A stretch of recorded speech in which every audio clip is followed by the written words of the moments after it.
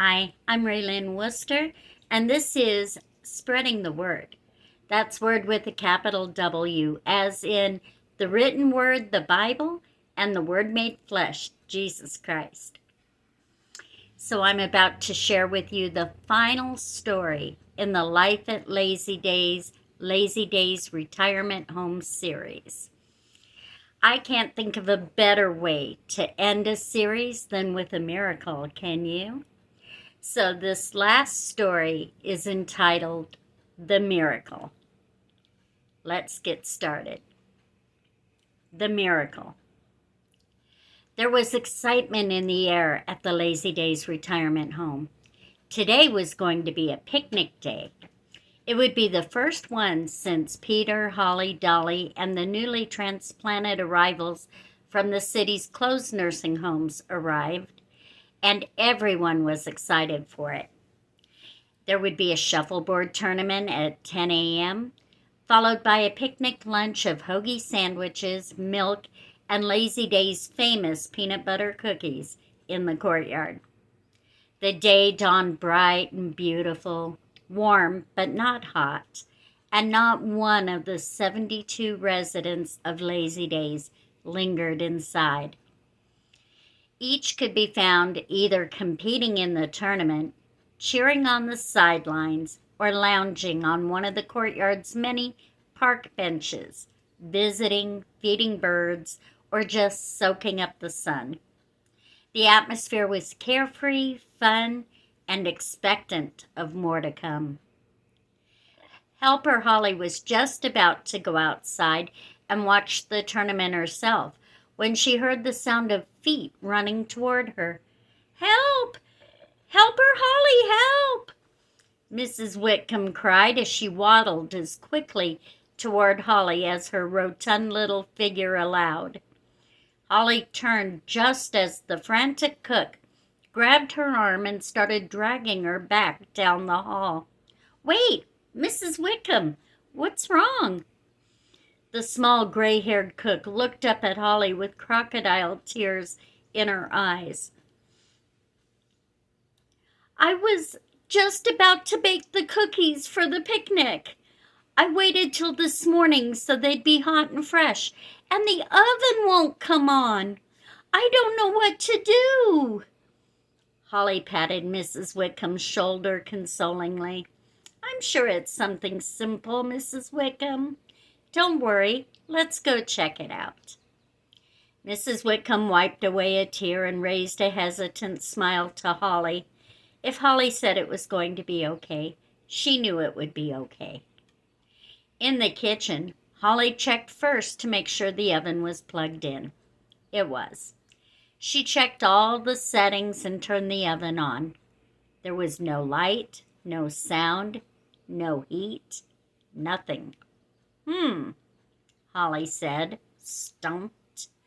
"Mrs. Whitcomb, go get Miss Winters and I'll go get Tom. Meet me back here, okay?" The cook nodded her head and took off toward Miss Winters' office. Holly headed back toward the courtyard. Tom had been an electrician in his younger years. He would be able to get the oven going in no time, Holly was sure. Just as she opened the door, a cheer went up. Holly glanced toward the shuffleboard court and noticed that Doris had just landed her puck right in the center of the triangle, worth 10 points. Holly shook her head and smiled. Just last month, Doris's legs were so gout swollen she could barely walk. Now look at her. Nothing short of a miracle, Holly thought.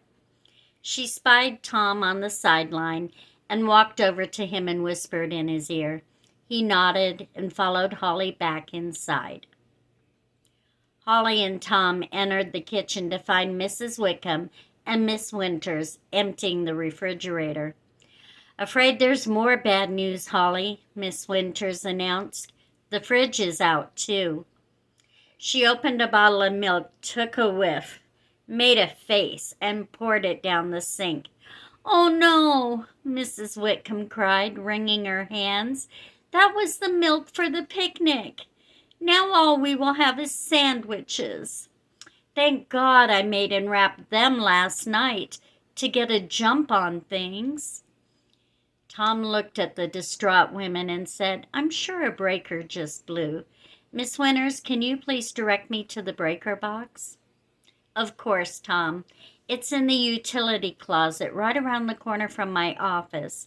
Holly, why don't you go find Jerry and have him buy us some time outside while we see what we can do about all of this, okay?"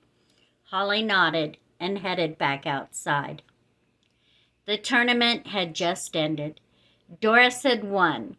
A man formerly from Sunshine Acres placed second, and Peter had fun, playing shuffleboard for the first time. Holly pulled Jerry aside as the residents all headed toward the cheerfully dressed picnic tables in anticipation of their picnic lunch.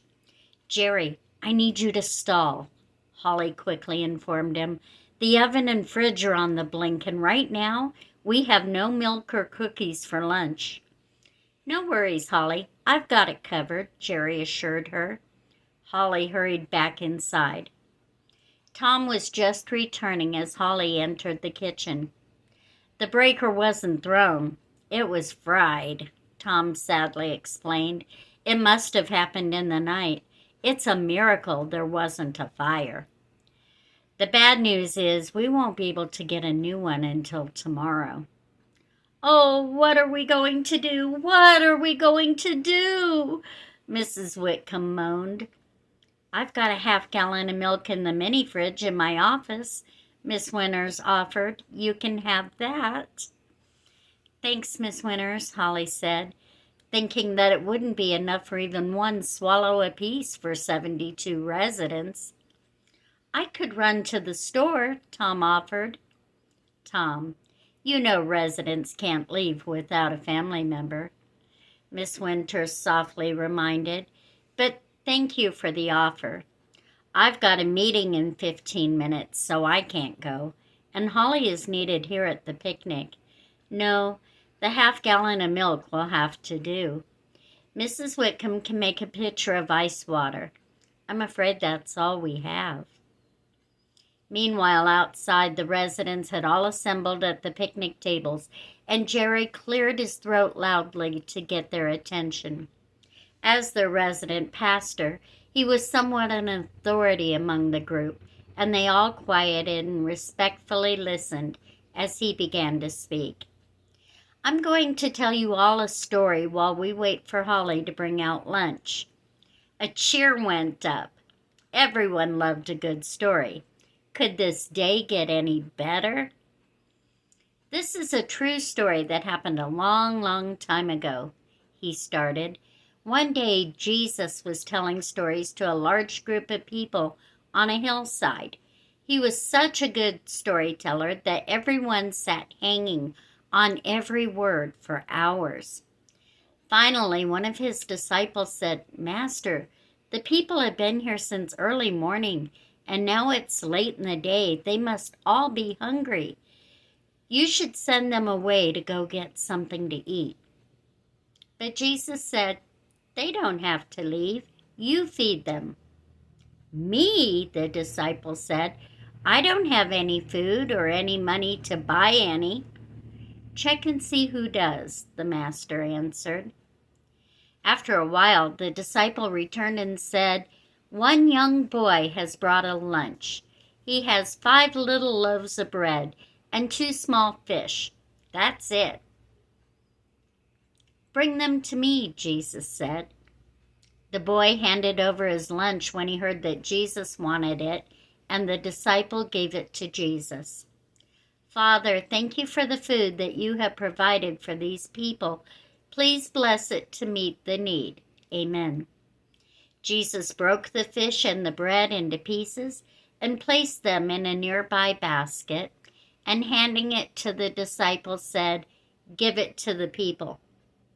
As the disciple handed out fish and bread, miraculously the basket continued to be full until every single person of over 5,000 men, plus their women and children, had all eaten, and all were full.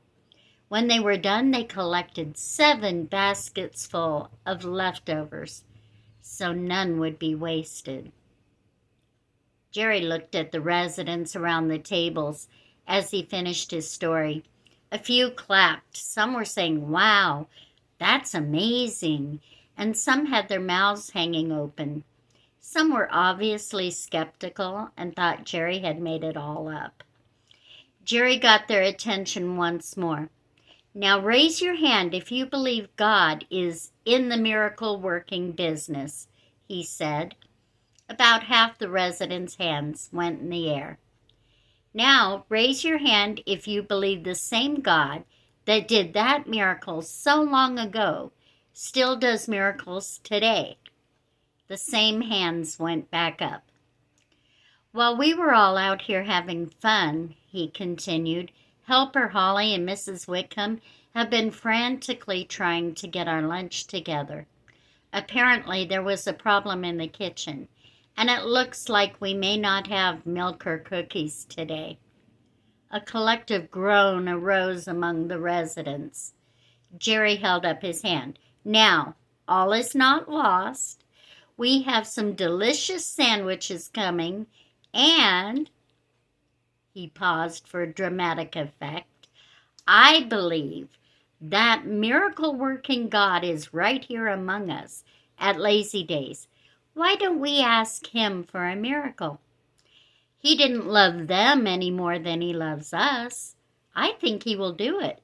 What do you think?" Peter stood and said, "I believe he will do it." "Couldn't hurt," Bill reluctantly offered. "Let's do it," Dolly said. "Pray, Pastor." While heads were bowed in prayer, Mrs. Wickham approached the tables with plastic-wrapped sandwiches and placed one on each paper plate. Holly followed with her half-gallon of milk.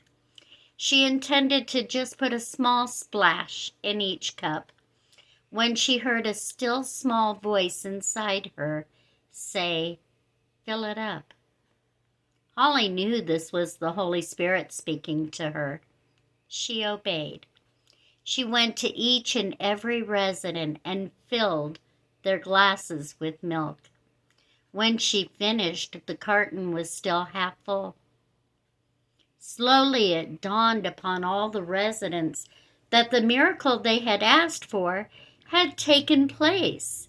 People were crying, throwing their hands in the air, and thanking God. They excitedly began eating their sandwiches and drinking their milk with gusto, still marveling as they partook. No one even noticed that Miss Winters and a few guests had joined them until Miss Winters cleared her throat and announced in a loud voice, "Can I have your attention, please?" Everyone looked up from their plates. "These young ladies are from Girl Scout Troop 457. They came to my office a few minutes ago and asked if they could earn their benevolence badge by giving all my residents Girl Scout cookies." "What kind?" someone from the crowd yelled. One of the Girl Scouts answered, "Tagalongs. They're peanut butter. They're the best." Pastor Jerry shook his head in amazement. God provided the milk and cookies for their picnic day. What a good God they served. The Girl Scouts went to each resident and handed out the cookies, receiving thanks and hugs from many of them. The attitude of celebration permeated the crowd as they finished their picnic lunches. Some even got a second glass of milk. When everyone was full, they all went back inside for naps. The thrill of the day lasted well into the evening, with everyone still talking about the miracle that had taken place. Instead of loaves and fishes, God provided milk and cookies. There would be other picnic days, but this one would never be forgotten. It was the day God did a miracle at Lazy Days. The end. Oh, I hope you enjoyed the Life at Lazy Days Retirement Home series. If you have any seniors in your life that you think these would bless, please share the stories with them. I read these at my local nursing home, and they couldn't get enough of them. You can share them with others too. And don't forget to like and subscribe. And in this way, you too can help spread the word. Thank you, and God bless you.